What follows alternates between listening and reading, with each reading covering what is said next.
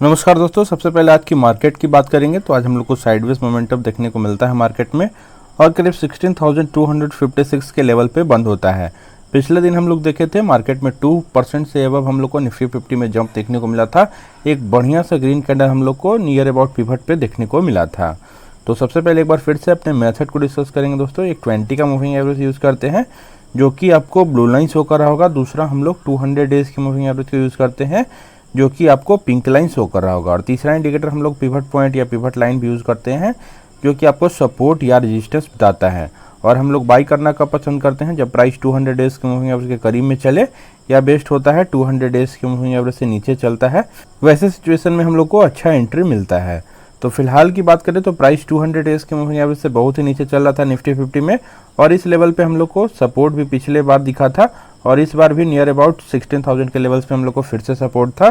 तो हम लोग इस लेवल पे निफ्टी 20 ETF को बाई करने के लिए बोले थे क्योंकि 16,000 के लेवल पे पहले भी सपोर्ट लिया था और एक बड़ा सा ग्रीन कैंडल हम लोग को दिखा था 2% का। उसी कैंडल में आप लोग को निफ्टी 20 ETF को बाई करके चलना चाहिए था। अगर ऊपर के प्राइस पे भी फंसे हुए थे तो यहाँ पे कुछ एवरेजिंग कर सकते थे निफ्टी 20 ETF में।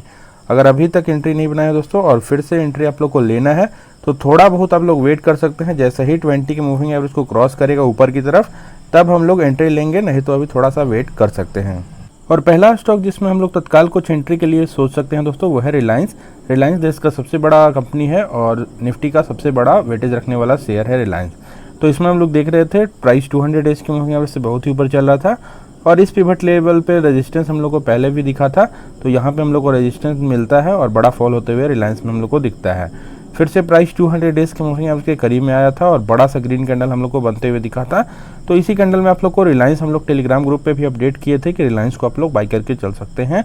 यहाँ पे आप लोग परफेक्ट एंट्री मिल सकता है। ऊपर के प्राइस पे भी फंसे हुए हैं तो यहाँ पे कुछ एवरेजिंग कर सकते हैं। अगर मंथली एवरेजिंग भी करना है तो यहाँ पे बेस्ट था रिलायंस में एवरेज करने के लिए, क्योंकि यहाँ पे हम लोग ट्रेंड लाइन का सपोर्ट भी देख सकते हैं। एक स्ट्रेट लाइन को अगर कनेक्ट कीजिएगा डिप से तो आप लोग को दिखेगा कि इस डिप पे और इस डिप पे हम लोग को सपोर्ट दिखा है। तो अभी बहुत ही अच्छा मौका है रिलायंस को बाई करने के लिए लॉन्ग टर्म के लिए। और अभी तक अगर रिलायंस को बाई नहीं किए हैं तो थोड़ा सा वेट कर सकते हैं। जैसे ही 20 के मूविंग एवरेज के ऊपर क्लोजिंग देता है एक बढ़िया सा ग्रीन कैंडल, उस कैंडल में आप लोग बाई करके चल सकते हैं। लेकिन इस लेवल पे फिर से हम लोग को रेजिस्टेंस देखने को मिलेगा। करीब 2800 के लेवल्स पे रिलायंस को रेजिस्टेंस मिलेगा। अगर इस लेवल को ब्रेकआउट देता है ऊपर की तरफ तब हम लोग को बड़ा जंप देखने को मिलेगा रिलायंस के शेयर प्राइस में, नहीं तो फिर से हम लोग को फॉल होते हुए दिख सकता है और 200 डेज के मूविंग एवरेज के नीचे भी आ सकता है। लेकिन हम लोग अपने मेथड पे अडिग रहेंगे दोस्तों, और जहां भी हम लोग को मौका मिलता है 200 डेज के मूविंग एवरेज के करीब में और नीचे के पिवट पे, वहां पे हम लोग को क्वालिटी स्टॉक को बाई करने में हिचकना नहीं चाहिए। और नेक्स्ट स्टॉक की बात करेंगे डीमार्ट या एवेन्यू सुपरमार्ट्स के बारे में। सुपर चेन और रिटेल का बिजनेस करता है और इसमें भी हम लोग को बड़ा फॉल होते हुए दिख रहा था।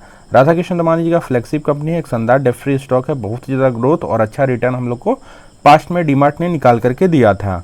तो सबसे पहले हम लोग बात किए थे कि जब प्राइस 200 डेज के मूविंग एवरेज से बहुत ही ज़्यादा ऊपर चल रहा था और इस पिवट पे रेजिस्टेंस था, तो हम लोग बात किए थे कि डीमार्ट में अगर 10 स्टॉक है तो 3-4 स्टॉक जरूर से प्रॉफिट आप लोग बुक कर सकते हैं।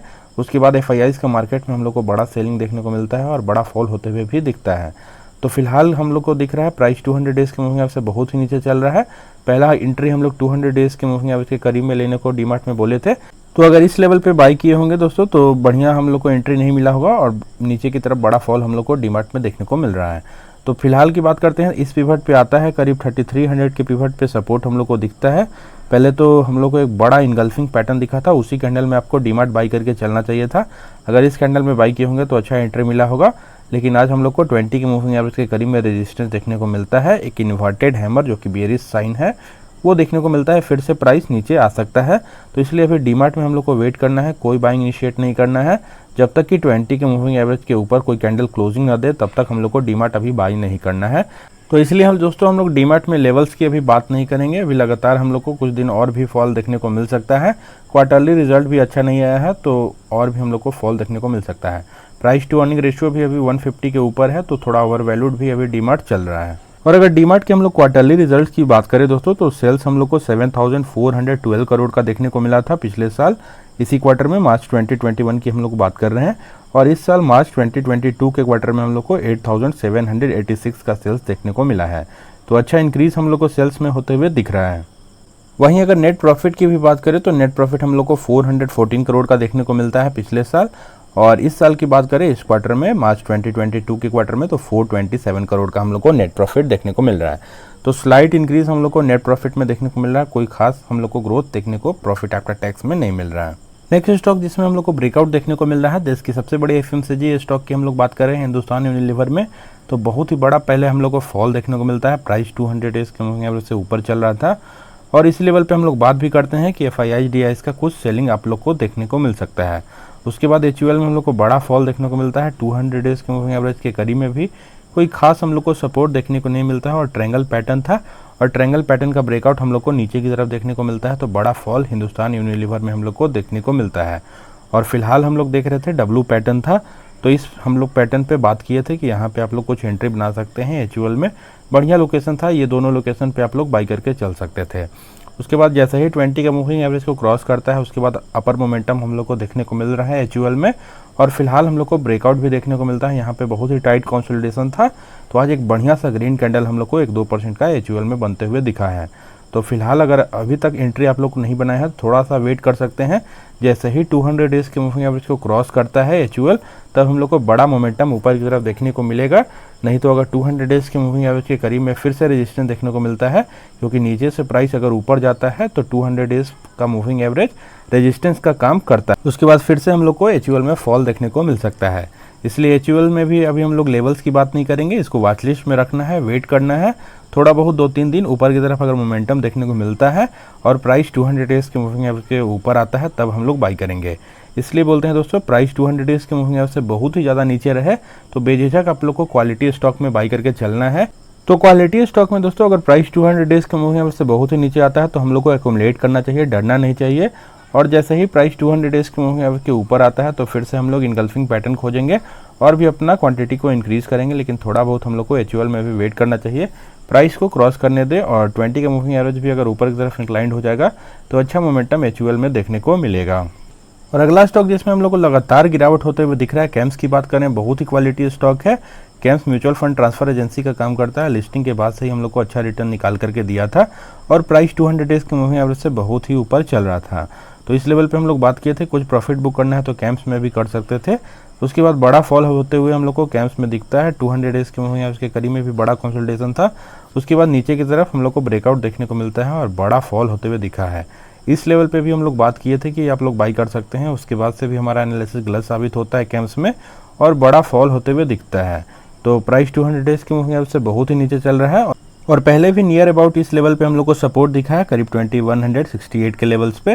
तो थोड़ा बहुत आप लोगों को वेट करना पड़ेगा। इनगल्फिंग पैटर्न आज हम लोग को दिखा है, तो बड़ा फॉल होने की आशंका अभी भी कैम्स में बनी हुई है।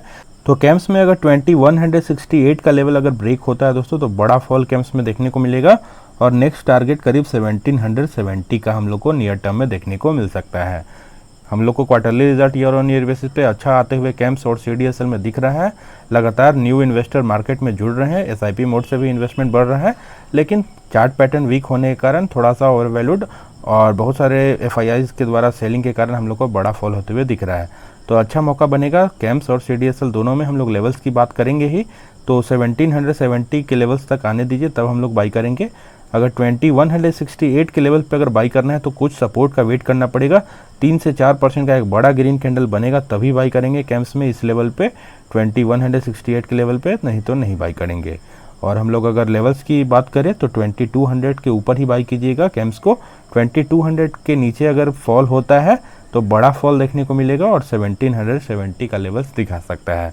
इसलिए जब भी प्राइस 3 to 4% का एक अच्छा कैंडल बनाए यहाँ पे इस पिवट लाइन पे, तो 2200 के लेवल्स, 2210 के लेवल्स तक आप लोग कैम्स को बाई करके चल सकते हैं। एक्यूमुलेट करना चाहिए, ऊपर के भी प्राइस पे फंसे हुए हैं तो यहाँ से ज़रूर एवरेज आप लोग कर सकते हैं। और आज के लास्ट स्टॉक की बात करेंगे CDSL के बारे में। CDSL एक बहुत ही क्वालिटी स्टॉक, बहुत ही ज़्यादा ग्रोथ रखने वाला, शेयर मार्केट में सबसे ज़्यादा ग्रोथ रखने वाला कंपनी कोई है तो वो CDSL है, क्योंकि शेयर मार्केट के प्रति पिछले 1-2 साल में हम लोग को बहुत ही जागरूकता रिटेल इन्वेस्टमेंट में देखने को मिला है और हर महीने हम लोग को 10 लाख न्यू इन्वेस्टर जुड़ते हुए मार्केट में दिख रहे हैं। 10 लाख डीमेट अकाउंट खुल रहा है। अभी CDSL ने एक रिकॉर्ड भी बनाया 6 करोड़ डीमेट अकाउंट का, तो बहुत ही ज़्यादा ग्रोथ पोटेंशियल आपको देखने को मिलेगा CDSL में। और प्राइस 200 डेज के मूविंग एवरेज से बहुत ही ऊपर चल रहा था, तो इस लेवल पे हम लोग को कुछ प्रॉफिट बुकिंग करने का भी सलाह था। उसके बाद बड़ा साइडवेज मोमेंटम चला और उसके बाद हम लोग को ट्रायंगल पैटर्न दिखता है 200 डेज के मूविंग एवरेज के करीब में और नीचे की तरफ ब्रेकआउट देखने को मिलता है। तो बड़ा फॉल हम लोग को CDSL में देखने को मिल रहा है। फिलहाल की बात करें तो 1100 के लेवल्स पे सपोर्ट है। एक बड़ा सा ग्रीन कैंडल दिखा था पिछले दिन, तो इसी कैंडल में हम लोग अपडेट भी किए थे टेलीग्राम ग्रुप पे कि CDSL को आप लोग कुछ एक्यूमुलेट कर सकते हैं, कुछ एवरेज आउट कर सकते हैं। अगर इस लेवल पे अगर नहीं बाई किए हैं तो एक बड़ा सा ग्रीन कैंडल का फिर से वेट करना है 2-3% का, उस कैंडल में आप लोग CDSL को बाई करके चल सकते हैं। अगर लेवल्स की बात करें तो 1200 के ऊपर लेवल्स पे CDSL को एवरेज कर लें तो अच्छा आप लोग को एवरेजिंग होगा। अगर ऊपर के प्राइस पे भी फंसे हुए हैं तो यहाँ पे कुछ एवरेज आउट कर सकते हैं। अगर इस लेवल को भी ब्रेकआउट नीचे की तरफ दे देता है तो बड़ा फॉल एक्सपेक्टेड है और CDSL में हम लोग को 800 या 900 का लेवल्स नियर टर्म में दिख सकता है। वहीं अगर CDSL की हम लोग वीकली चार्ट की भी बात करते हैं दोस्तों, वीकली चार्ट में भी हम लोग देख सकते हैं प्राइस 200 डेज के मूविंग एवरेज से बहुत ही ऊपर चल रहा था और लंबा कंसोलिडेशन होने के बाद हम लोग को बड़ा फॉल होते हुए दिख रहा है। तो इस लेवल 1236 के लेवल पे हम लोग को सपोर्ट था पिवट का, इस लेवल को ब्रेक कर चुका है तो बड़ा फॉल CDSL में एक्सपेक्टेड है। हम लोग को नेक्स्ट का लेवल 739 का भी CDSL में नियर टर्म में दिख सकता है। तो इसीलिए दोस्तों हम लोग वीकली चार्ट पे किसी भी स्टॉक या ETF में एंट्री लेना पसंद नहीं करते हैं। हम लोग प्रॉफिट बुकिंग के लिए वीकली चार्ट का प्रयोग करते हैं, क्योंकि यहाँ पे लंबा कंसोलिडेशन हम लोग को 200 डेज के मूविंग एवरेज के ऊपर दिख रहा था, तो इस लेवल पे कुछ प्रॉफिट बुक कर लेना चाहिए था। लेकिन अगर हम लोग को एंट्री लेना है तो डेली चार्ट पे ही एंट्री मिलेगा, क्योंकि हम लोग बहुत ही लंबा वेट करना पड़ सकता है वीकली चार्ट पे। 1 ईयर में हम लोग को मात्र 1 या 2 मौका आप लोग को मिलेगा, वो भी नहीं मिल सकता है बाई करने के लिए। इसलिए हम लोग को CDSL या कोई भी स्टॉक हो डेली चार्ट के द्वारा ही एंट्री बनाना चाहिए, क्योंकि हम लोग SIP मोड से इन्वेस्टमेंट करना पसंद करते हैं। SIP रूट ही बेस्ट रूट माना जाता है रिटेल इन्वेस्टर के लिए।